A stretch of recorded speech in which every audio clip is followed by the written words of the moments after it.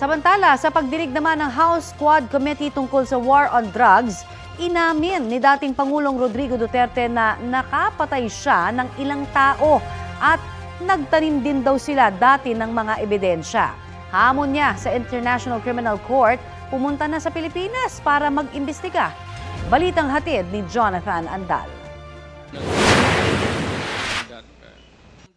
I'm asking the ICC to hurry up, and if possible, they can come here and start the investigation. Ilang beses sinabi ni dating Pangulong Rodrigo Duterte mula pa nung presidente pa siya, hindi niya kinikilala ang jurisdiksyon ng International Criminal Court o ICC sa Pilipinas. Pero hamon niya sa kanyang unang pagharap sa Quad Committee ng Kamara. This issue has been left hanging for so many years. Matagal ma'am, baka mamatay na ako, hindi na nila ako maimbestiga. So I'm asking the ICC through you na magpunta na sila dito, umpisahan na nila ang investigation. And if I am found guilty, I will go to prison and rot there for all time. Hindi raw siya natatakot sa ICC. The ICC does not scare me a bit. They can come here anytime. No excuses. No apology. If I go to hell, so be it. Bigyan mo ako ng pera, ako nang punta ng ICC doon. Pinanindigan ni Duterte ang mga patayan noong giyera kontra droga. Inamin din niyang may pinatay na siyang tao. Kayo mismo ba pumatay? Ako? Marami. Mga 6 o 7. So Ewan what? ko kung natuluyan yung, hindi ko na follow up sa hospital kung natuluyan. Marami akong pinatay na pulis sa Davao na kriminal. Ako mismo ang talagang humirit. Iniutos din niya ang pagpatay sa mga manufacturer at distributor ng droga pero hindi raw ang mga drug addict. Sinabi hindi addict, sabi ko drug dealers and drug pusher. Bakit mo patayin niya ang addict? Dali mo sa ospital. I will admit na ang order ko yung mga drug manufacturers, pati yung mga big time drug distribution, patayin. Inamin din niyang nagtanim siya noon ng ebidensya. We planted evidence. Totoo yan. So nagpa-plant po talaga kayo ng evidence? Well, that was a part of the strategy as a mayor. Inamin din niyang may natatanggap na pera ang mga pulis sa drug war pero hindi raw ito ang 20,000 to 1 million pesos kada mapapatay na isiniwalat noon ng dati niyang pinagkakatiwala ang pulis na si Royena Garma. Ito po yung namamatay, binabayad po 20,000 to 1 million? Hindi yan siya. May police operation. Alam ng pulis lahat yan. Pinupunduhan ko yan. O ito, for a particular project. Pagka na-accomplish nila yan, sir, may sobra, magsabi ang police officer o lead official, sir, may sobra, hindi na ubos yun. Hindi na yan. For the boys. Yan, sir. Reward. Correct. Very correct. Talagang totoo. At minsan, bigyan ko pa dagdag. Ayaw sagutin ni Duterte ang tanong ni Representative Raul Manuel kung galing ang pabuya sa confidential funds ng Office of the President.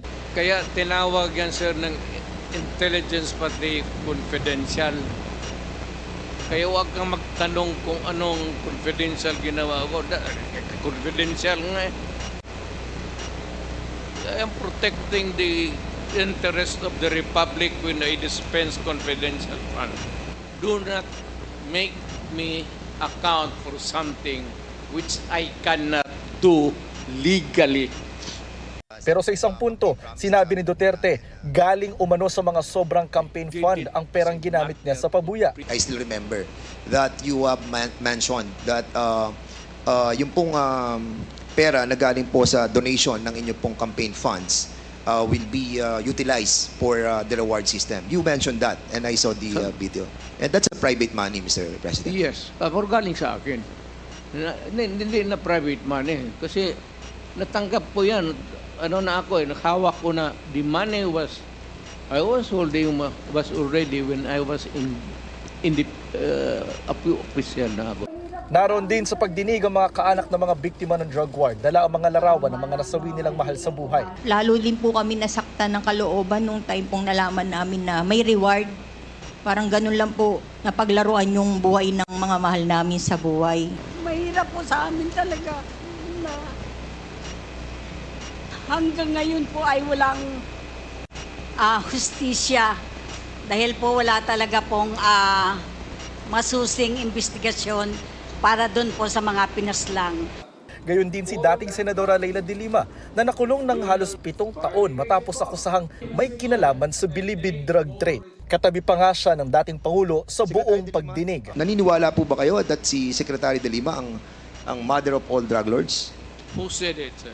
Sino, Si sir? Director Ruel Lasala and Reynaldo Esmeralda, former NBI officer in charge ng Department of I Justice. would like to congratulate them for making this statement. Absolutely false. Wala po akong kinalaman sa illegal drugs. Kasama lang ho yan sa naging propaganda nila. Kayo daw po ang Lord of all drug lords. Hindi ako dadating ng pagka-presidente, sir, kung ganun ako. Pasado alas 4 ng hapon, dumating ang anak ng dating Pangulo na si Vice President Sara Duterte. At umupo malapit sa likod ng kanyang ama. Hindi nagpaunlak ng panayam ang bise. Sa pagpapatuloy ng pagdinig, inakong muli ni Duterte ang legal na responsibilidad sa mga pagpatay sa drug war. Muli rin siyang inusisa tungkol sa mga detalye ng affidavit ni Garma. I have not read the affidavit so that I would not be in a position to correctly really to respond to your question. You are now trying to investigate me.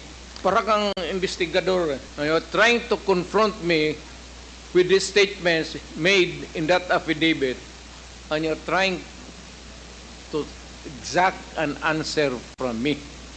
Pagka ganon, maghinto tayo dito. That is not proper. Mr. That President, is not fair.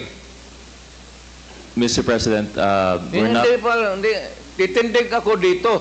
At nang tanungin si Duterte tungkol sa 7 private citizen umano na miyembro ng kanyang death squad, Even if they exist, why would I tell you the names now to you? Ang tingin mo sa akin, stupido?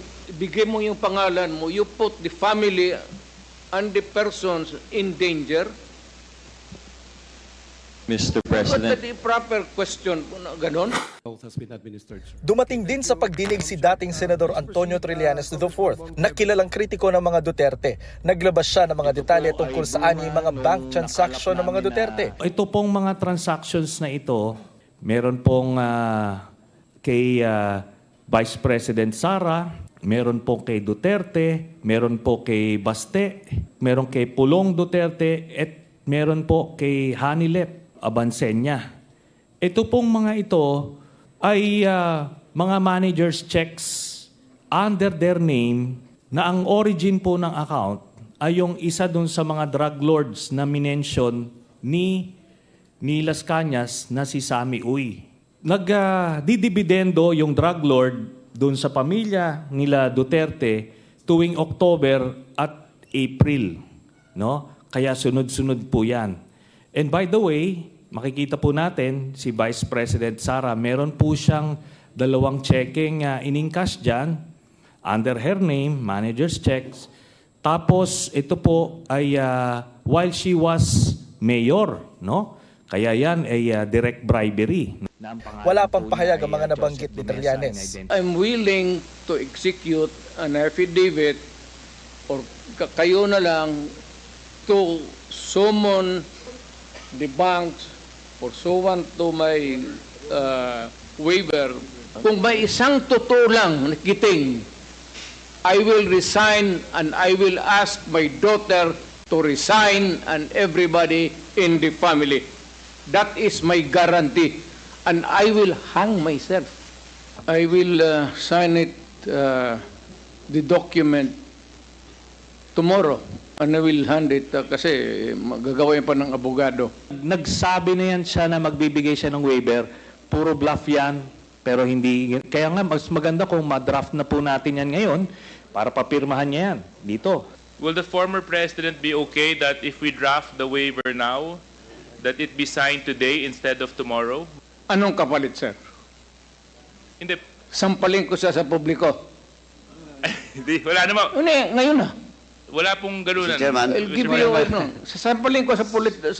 Chairman, session suspended. Session suspended. Sandaling sinuspindi ang pagdinig. Sa huli, humingi ng paumanhin si Duterte sa kanyang inasal sa puntong yon ng hearing at pinatanggal ang katagang sampal sa records ng pagdinig. Jonathan Nandal, nagbabalita para sa GMA Integrated News.